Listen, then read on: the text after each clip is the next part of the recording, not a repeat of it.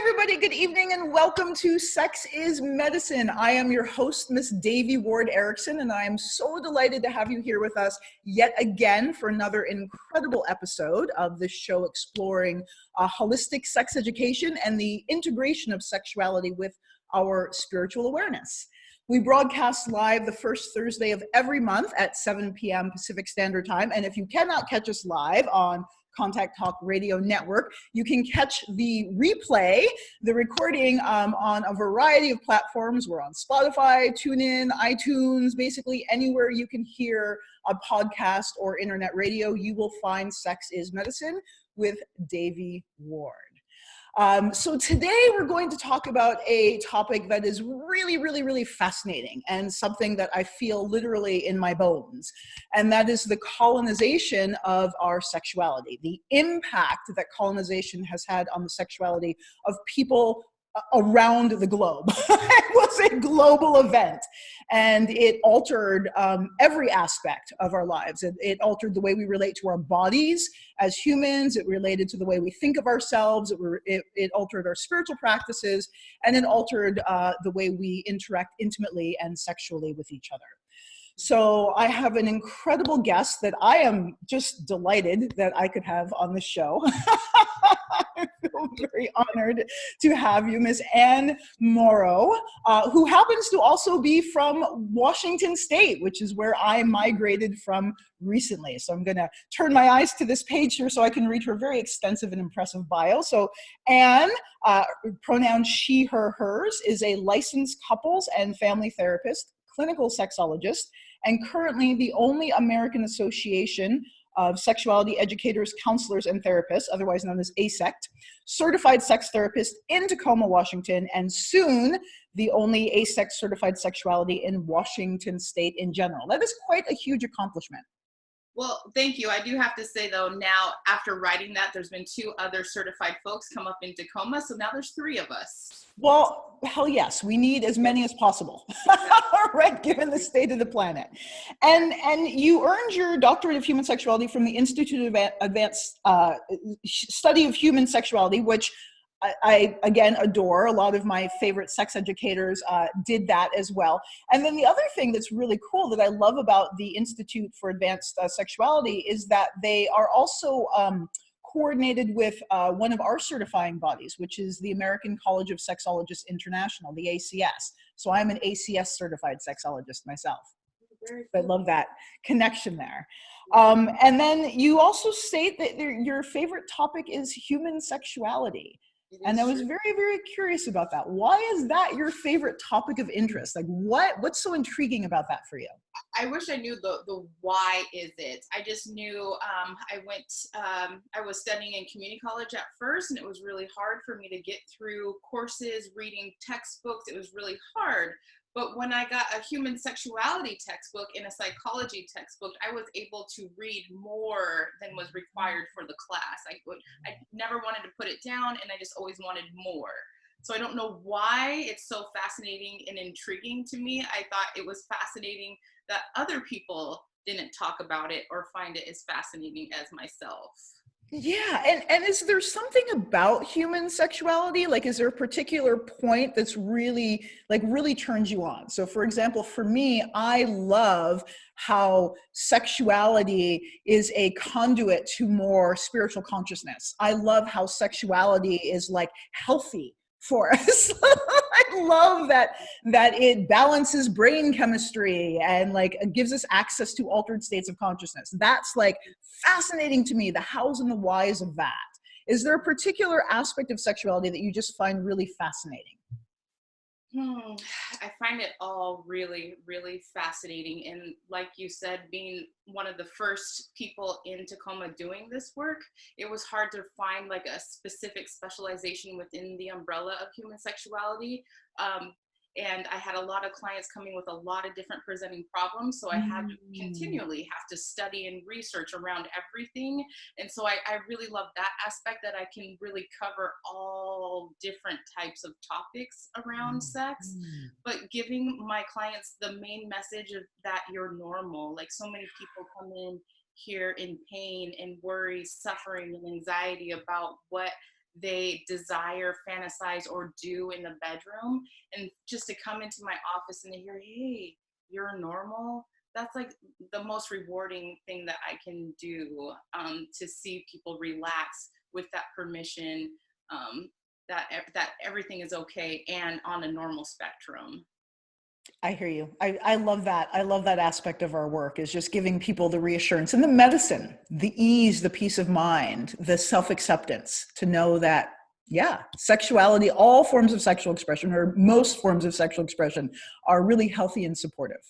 It's true, right? And it's unfortunate that we're in a society now where we have to advocate for this, and it's not just the norm.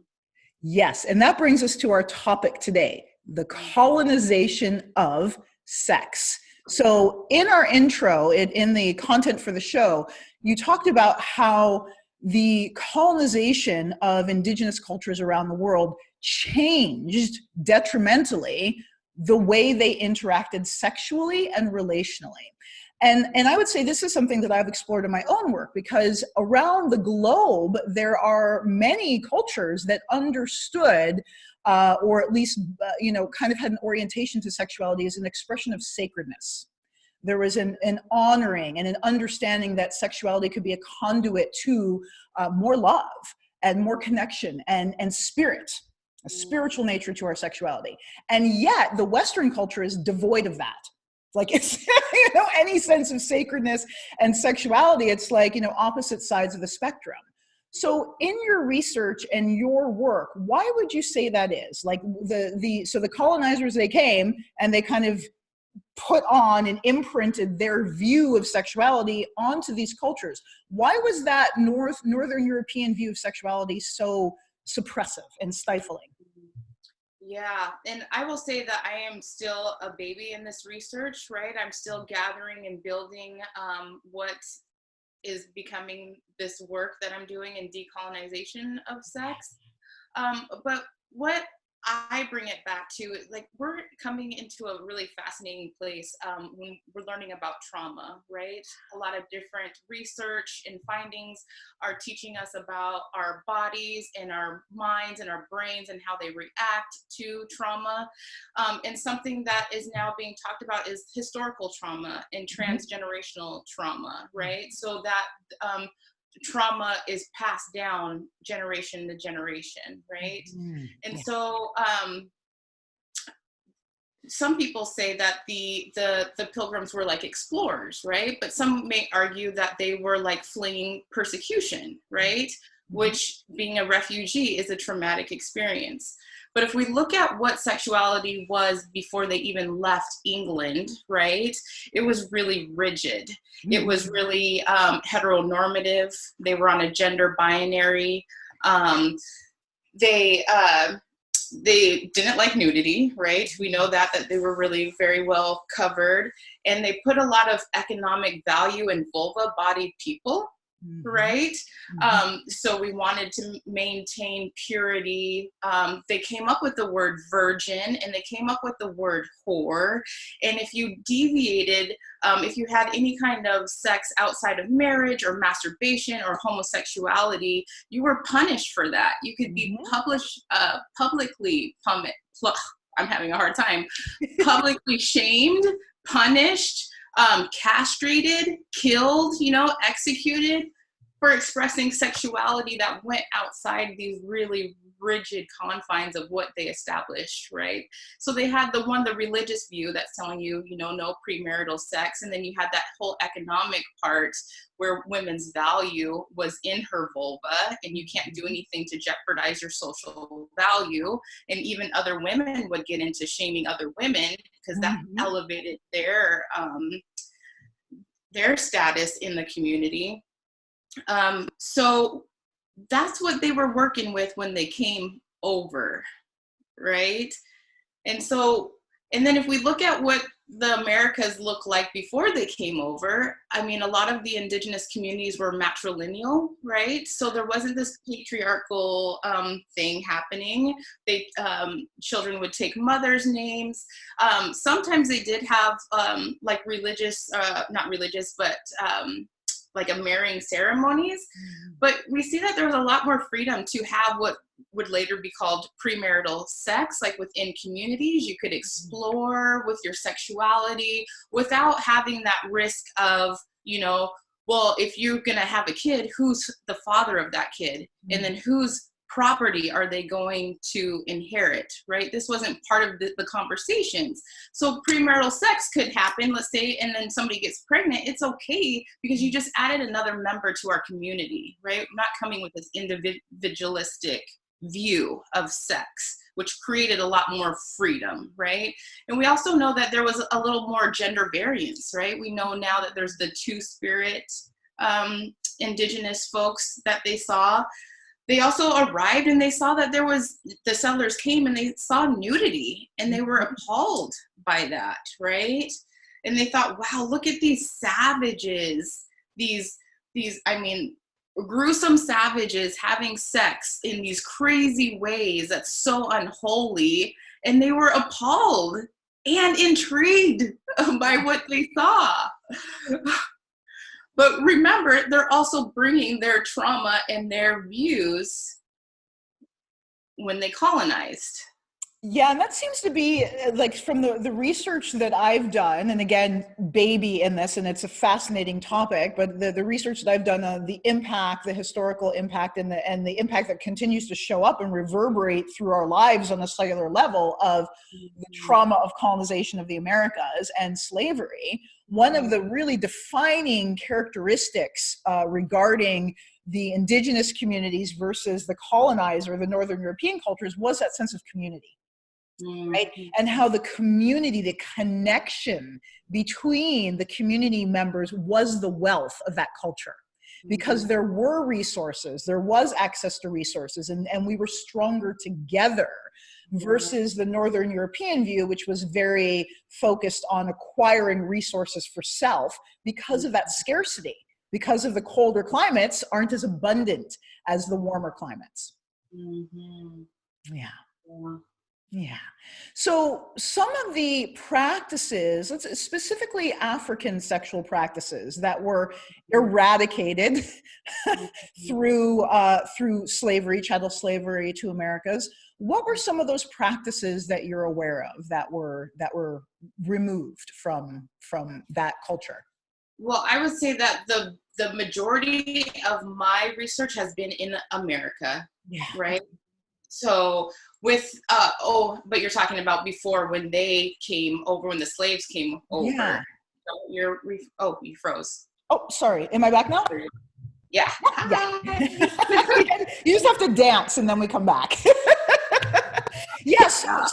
So when they brought the Africans, when they kidnapped them and tortured them and brought them to America, there were sexual practices that were alive, that were eradicated through that process. Or were there practices in the United States amongst the slaves who were brought here? Were there sexual practices amongst them that were present, alive, and then somehow taken away during that process? I would read you more about that piece, right? Okay. I actually have African Sexuality sitting here in my bookshelf right now, right? But a lot of my research looked at what it was for the indigenous people, so what the land looked like when the settlers got here, and then from there, when the settlers brought the people over, and how they tried to conform the Black and indigenous people to their way of life. Yeah. So what were some of the practices that were in place for the indigenous people here? Right. So the one that I mentioned was being matrilineal. So you move to your mother's tribe, right? Yeah. And we saw that this comes with a different level of respect for womanhood. From my research, I didn't see that rape was something that they even had a word for, or if they did, it was a small level. It wasn't like an epidemic, right? I believe it was because women had this elevated status. Yeah. So one of the things that came with the colonization was the patriarchy and stepping the women's role down. Wow. Yeah. A more submissive role. Yeah. And then also, you know, they weren't having this two-spirit thing, right? They're very gender binary. You're gonna, you know, not even dress in your own clothes, but we're gonna dress you in these very European style clothing and taking of language, and the no premarital sex, right? And we do have, you know, different ideas that the sex was, I don't want to say bland, but they had specific, you know, like missionary style comes from this too, right? They weren't really exploratory, like maybe the indigenous and African populations were. And do you believe that we call the puritanical, what, like that oppressive, confined relationship to sexuality, do you believe that is due to trauma in the Northern European culture? I think that what I believe is that traumatized people traumatize other people. Amen. Right? So if they came from a place where if you're going to masturbate, we're going to put, what do you call that thing they put their head in and have their stocks, I think. A stock? I think that's what they call this. Yeah. You're going to get caught masturbating. You're going to be put in the stock, and everybody's going to, you know, yell at you as they walk by, right? You in the street. I do think that is trauma that they brought around sex and inhibiting them. And I mean, that's why people don't think they're normal today, because they might have, you know, a fantasy or a desire of something that doesn't quite match the very rigid sexuality. Mm-hmm.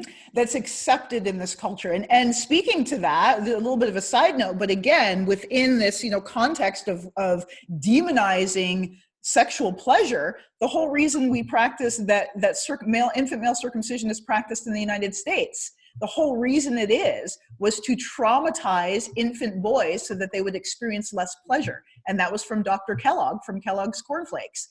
Thought, you know, he was a Puritan. Sex is evil, sex is bad. If we cut off part of their penis, it will make sex less pleasurable for them and their future partners.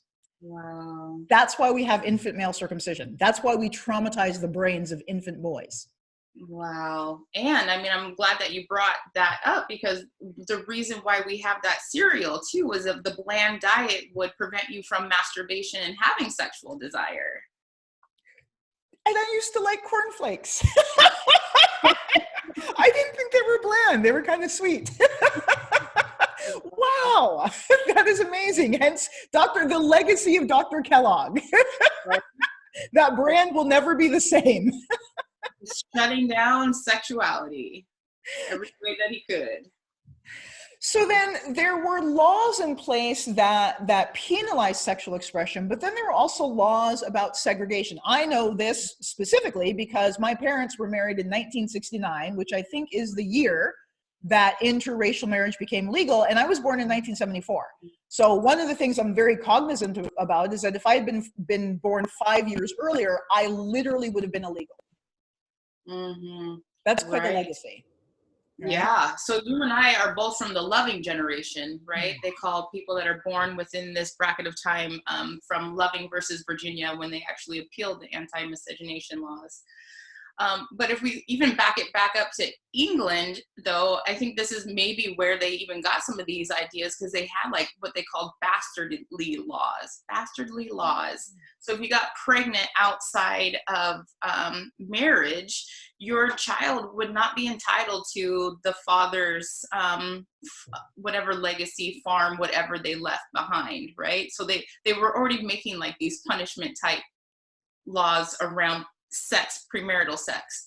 And then naturally, when they got here and they were thinking, wow, these indigenous people and these Black people are sure sexual savages, we need to really protect ourselves from racial mixing. But really, what I feel like that came down to is we need to protect our white women from racial mixing, right? A white woman had the power to call in a crime that a Black man did to her. So she was raped by a Black man. She could, persecute this person for the crime. However, a Black woman didn't have that same power, as she was property. She couldn't turn in a rape by a Black or by a white man, right? She was their property. So we know that they didn't want mixing. They had the anti-miscegenation laws prohibiting sexual relationships. But we know that there was an awful lot of what they called mulatto children popping up. Go figure, my ancestors. Right. Happened on the ship on the ride over. Yeah. So the population kept growing too. Like really, I have some numbers here too. In 1850, the census identified 245,000 slaves as mulatto, but then by 1860, there were 411. So, I mean, the population was growing steadily, and it was mainly white men having sex with Black women, producing this offspring. If a white woman had a mulatto child, that child would be sent into slavery, right? Mm-hmm. And she would be murdered, I would imagine. I mean, yeah, something would happen, right? Yes, but a lot more harsh punishment for a Black man to impregnate a white woman. And I mean, did that happen very often? Because I know that like the segregation and white supremacy in the South of the United States was like overwhelmingly terrified of Black men. Like that's today still we see it. They're just irrationally terrified of Black men. And so this myth, this idea that, oh, we need to protect our lily white women, like as if, Black men gave a fuck, like as if they were interested. So in comparison, like it was very obvious that, as you said, the Black women were having these mulatto babies because they were being raped by the slave owners. My great-great-great-great-grandmother was one of them, and, had 3 children by her slave master that we have documentation for. So we know that was happening, but were Black men really pursuing white women at that day and age, or was that more of like some kind of hysteria? Partly it could be hysteria, but there are some cases. It's not like the norm, but we know that people were getting in trouble. Men were getting castrated. Men were getting executed. And it possibly even for consensual loving relationships that they were having with other people, right? And I think too, where we see things take a turn is, I think, was it 18? I forget when they actually shut down the international slave trade. So they said you cannot bring bodies across the water anymore. So that actually promoted people from doing breeding on like plantations, right? There was incentives to having these Black women have these babies to make worker and labor for them for later, right? Mm-hmm. So that's when we saw, Black women had no rights over their reproductive functions, right? Mm-hmm. They didn't get to say who they could partner with, who would impregnate them, and then what happened to their offspring. Yeah, exactly. I share, it's a phenomenal thing, but we have documentation that was passed down through my family of my great grandmother, Rachel, who was kidnapped from Africa in 1806 and then purchased her freedom in 1856, but not just her freedom, the freedom of her 3 children. Wow. That she purchased from the baby daddy. But he made her pay for her own children. But exactly, I mean, for a culture such as the African culture that was so rooted in community, to be ripped apart like that is just psychologically devastating. It is. I mean, can you imagine? Yeah. Being ripped away from your family and then having your family ripped right from your body too. Yeah. And then the generational impact of that and how that shows up. Do you shine the light on, like, how does that perpetuation of trauma through generations, I mean, we're talking like 5 or more generations, how does that still play out in our lives and our bodies today, in your view? Well, we also have to look at how it's been perpetuated since this point, right? So we knew that we couldn't have interracial marriages for a certain point. But then like 1967, Loving versus Virginia happened, and then we can have interracial relationships. But that didn't mean that, you know, everybody was cool with it all of a sudden, right? Exactly. So even in Hollywood, because media is a big producer of our thoughts and ideas, right? They kind of throw them at us. So in the media, you weren't, the anti-miscegenation laws were upheld too. They had something called the Hayes Law, where you can't have an interracial kiss. You can't have, you know, a romantic relationship with people of different races, right? So it was just kind of perpetuating this othering, which allowed to make the other exotic, right? Fetishize them, or eroticize them, or to show that they don't have any sexuality or beauty, right? They're not desirable. Right. So every portrayal of people of color by Black, Indigenous people of color was all through a white lens, right? So our sexuality was shown through a white lens, and they showed that it was something that we should be scared of. People need to be either scared of, or it's really hot and sexy, you should try this, right? But maybe not worthy of like a marriage relationship, right? Did you ever have experiences like that growing up? Because I was just speaking about this like a few months ago or weeks ago or something like that. But I was just talking about how like I actually lived that experience of having white boys want to have sex with me, but would not bring me home to their family because of my Blackness. Like that was in my lifetime that I had that experience growing up. So was that something that you ever experienced? I mean, I think not just dating in white people too. I mean, with colorism within the Black community too, right? We get a lot of shit for being the yellow or, you know, the high colored red bone person, right? We get fetishized as that too. Yeah, very much so. So I think we get it in multiple areas. Yeah, very true. Very true.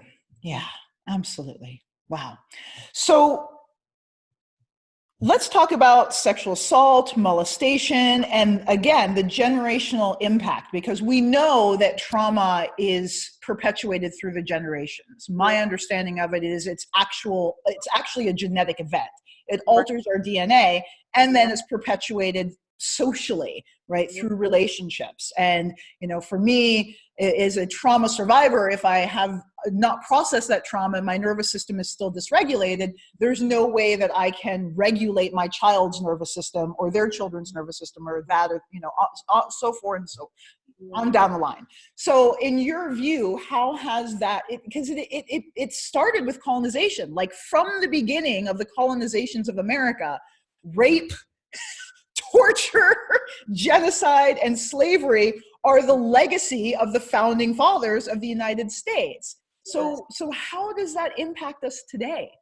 Okay, so one way to look at this, to look at trauma, is some things are really, really implicit, like in our community, right? We get this messaging that maybe there's no verbal indication that we need to be scared of something or somebody. For example, I was riding in the car when I was a young person with a white person, right? And a Black man started to walk across the crosswalk when we were stopped at a stoplight.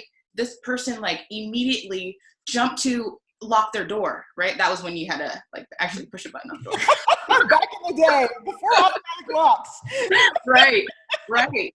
So there was no words spoken, but there was an implicit message, because plenty of white people had walked past the crosswalk before this Black man came. There was a message that this person is scary. This is somebody that we need to protect ourselves from, right?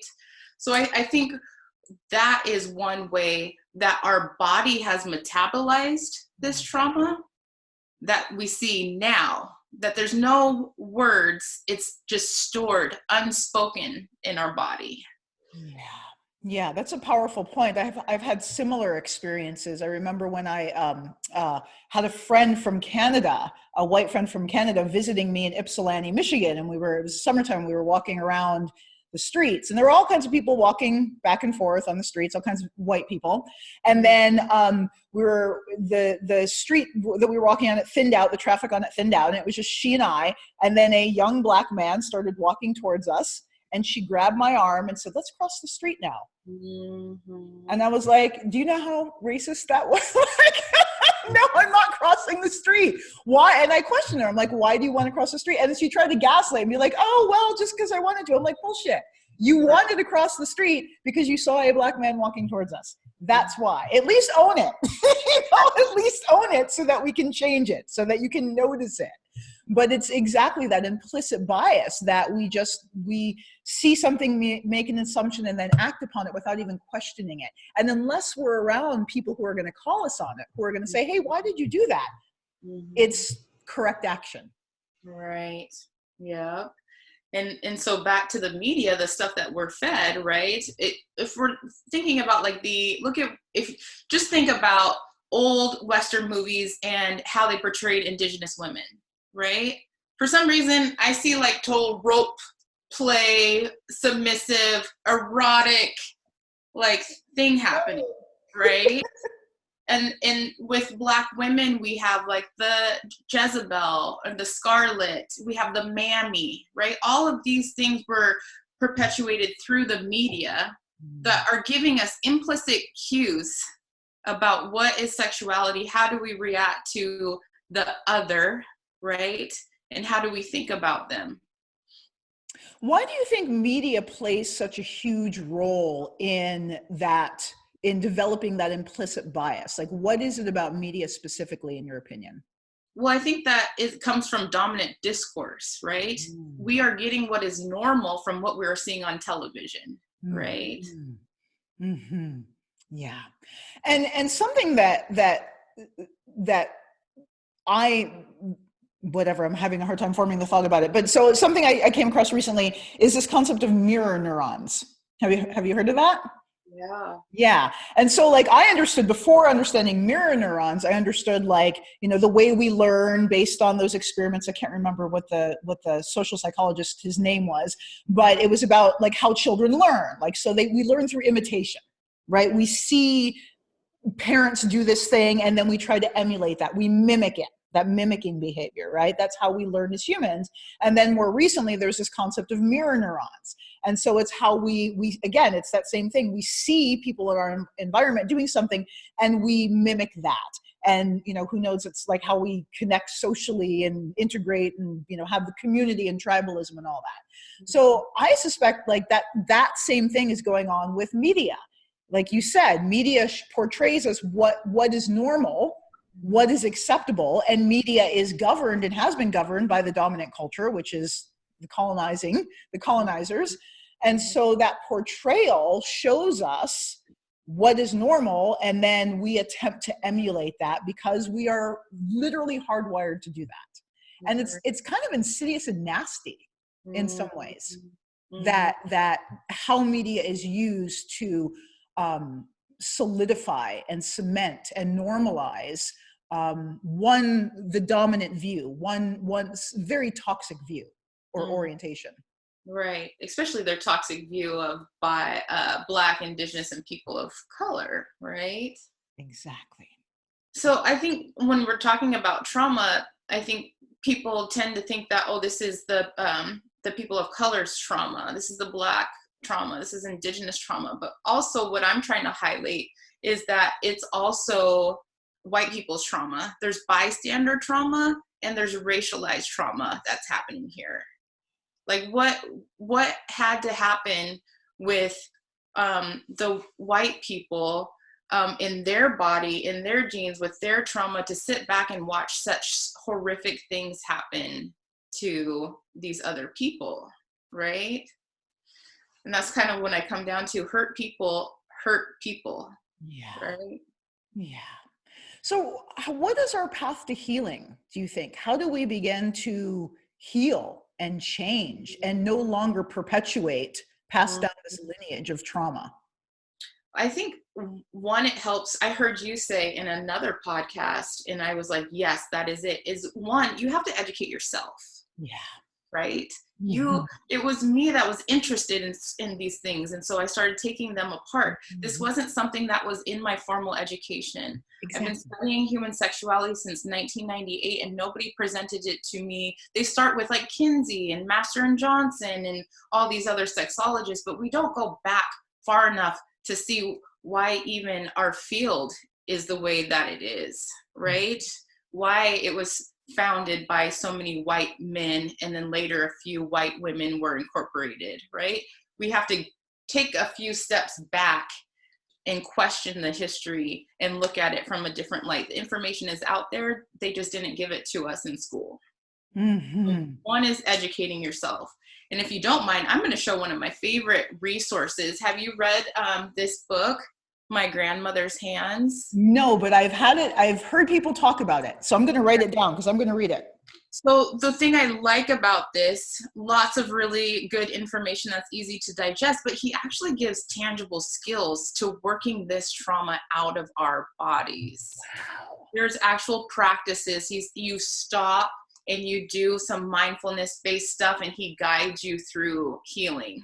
Wow. So I think that's a really a big deal. I mean, I think we need to also, I mean, a lot of historical stuff we talked about today, right? Mm-hmm. But also what is going on now? We have an epidemic going on now in my area with the missing and murdered Indigenous women and girls, right? So I also teach human sexuality at Antioch University, and I'll go into my class, and the first thing I always do is do a land acknowledgement, right? Like right now, I will even take the moment to say that I acknowledge that I'm on occupied land. My office that I benefit from is on the Puyallup tribe of Indians ancestral land, right? Mm-hmm. So I bring that to them, and then I say, right now, what is going on in our Indigenous communities, right? Mm-hmm. And what is going on is that Seattle is #1 and Tacoma is #7 for the cities with the most cases of missing and murdered Indigenous women and girls, right? Washington is #2 in states. So New Mexico is 1, it goes Washington and then Arizona. So this is an epidemic that's happening in our community, and nobody is talking enough about it, and not enough people know about it, Wow. right? So part of it, like what do we do? That goes back to education. Know what's going on in your community and how we are perpetuating the rape and assault on these women and girls and men, mind you, right? So and maybe even having some advocacy which would help in healing, right? Because it's hard to heal when we're in an active epidemic right now.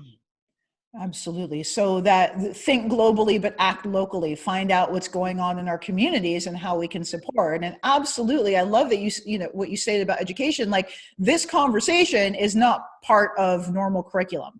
And I mean, we often talk about how like standard sex education is not actually sex education. It's like, you know, disease and pregnancy prevention, that's it, and a little bit of biology, but it's not actual sex education. And so in order to actually learn how to be whole, healthy, integrated sexual beings, we have to study outside what's given to us, what's spoon-fed to us through public education.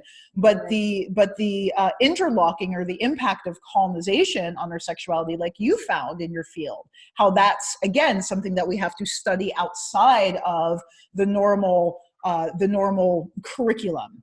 And so, yeah, absolutely. Listening to podcasts, you know, reading the books. Like I didn't know either. I grew up in this sea of racist America, thinking that what occurred to me was my fault because I was born Black. I was born with Black blood. So this is just normal. It wasn't until 2015, and when I actually began to research it, that I discovered, wait a minute, it's not me. This is a societal infection. This is a viral infection, right? So as we educate ourselves, like for me, that was such a huge source of empowerment to understand that I wasn't wrong, that it's society that is skewed and deeply unwell in this view. Right. And I mean, still pointing out like the systemic racism that just flows through everything, right? So going back to the missing and murdered Indigenous women and girls, right? The people that are doing the raping, what do you call those? Perpetrators. The perpetrator, I can't pull that word out. The perpetrators are majority, I think 90% from a different race. So they're not Indigenous people, right? So we know 9 out of 10 boys and men that are being sexually assaulted that are Indigenous are being sexually assaulted by white women. So we're talking about 90% of the perpetrators being non-Native, majority Caucasian folks. And you tell me that that doesn't have a direct correlation to colonization. Yeah. Yeah. Wow. And white women. Yeah. It's not just girls and women that get abused, right? And I mean, that's something that was happening with colonization historically, right? It was also Black men and Black boys being sold for sex. Wow. Yeah. Yeah. And how that continues to reverberate throughout our society today. I mean, like the long and the short of it is that the United States, not just the United States, Canada too, North America in general, has never recovered from colonization. No. Because it's never actually, like, it's never actually, the impact of it is not being acknowledged or understood by the people who actually have the power to make a change. Right. They're just perpetuating it. So if we talk about like Black men's sexuality, right? Like if you just get an idea of Black man, like somebody's going to say, like they have the BBC with porn, the big black cock, right? They're very much sexualized and yeah. In unhealthy or unsupportive ways. Unhealthy for them. Unhealthy for society at large. Yes. Yes. Mm-hmm. Yeah. And when I say healthy, I just want to clarify for our audience, it's not a value judgment of like, oh, some sexual expressions are bad and some are good. It's about what causes harm and what supports health. And so from my point of view, when I say healthy sexuality, it's practices that support health and wellness for you and the people that you're playing with. So regardless of what it looks like, if it's elevating and enriching, it's healthy. That's my opinion on it. I agree with you. Yes. Yeah. Yeah. So there's a term that I have no idea what this means, and it's pound MMIWG. What is that? Yeah. Well, that is the hashtag, right? So that stands for the missing, murdered Indigenous women and girls. Oh, so that's very important to clarify. Yeah.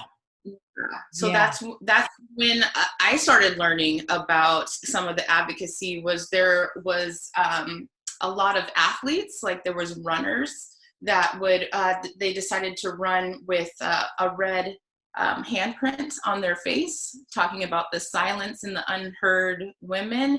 And they would run with the number of cases that we are up to currently, just trying to bring awareness. And then here, I'm really close to Auburn, near the Muckleshoot tribe, and we had a local high schooler runner do the same thing, which actually she's been doing a lot to increase awareness in our community around this epidemic. Yeah, yeah, that's huge, because it is about awareness. Like I had no idea about the missing Indigenous women and men in the United States. I'm aware of it to a degree in Canada because I have friends and associates who are advocates in that realm. No clue that it was happening below the border. Mm-hmm. Right. Yeah. Wow. Wow. Mm-hmm.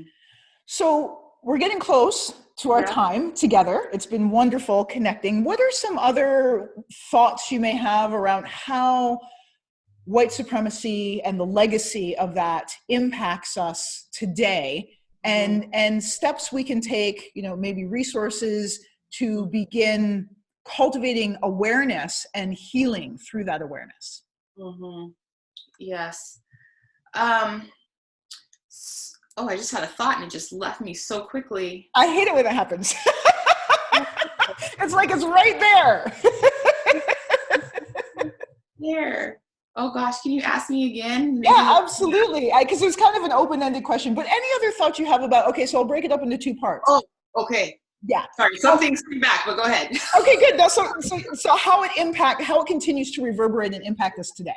Yeah. Well, so one big way I think is with monogamy. Oh, yeah. Right? We're very couple centric, heteronormative. That is the dominant discourse. And so when something deviates from that, it looks abnormal and is shamed, and people aren't really excited about some of those things for people, right? Yeah, they want to create legislation to eradicate those expressions. Exactly, right. And, I mean, yeah, we can only marry one other person, too. Yeah, exactly. That's not fair. Right. I mean, but we have to think about, like, I don't think people really sit down and think about, why are we monogamous? Yeah. Why do we have this rule of marriage, right? They just think, oh, this is the normal, this is what we do, and they follow along. But I think there's more to it, which you can research. There's actually a really good explained episode on Netflix on monogamy for resources that I recommend. Good. So that's one bit. Another one is the gender binary.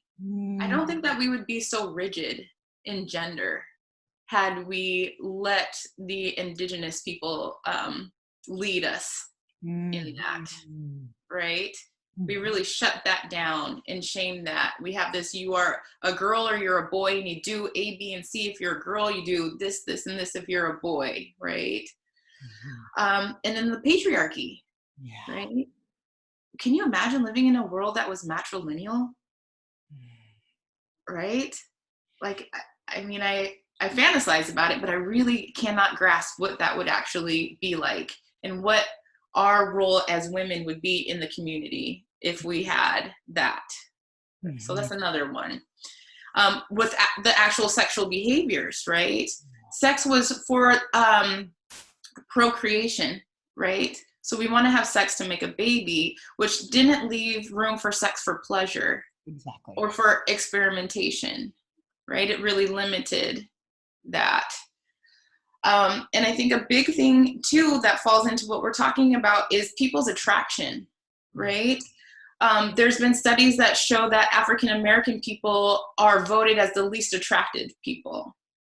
And I can't say that that is inherently like something that we all believe. I think that this again has been perpetuated through colonization and stigma around who you can marry and what are people going to think, or what does this look like to other people, that has prohibited people from really picking sexual partners or life partners, that it just limited their possibilities.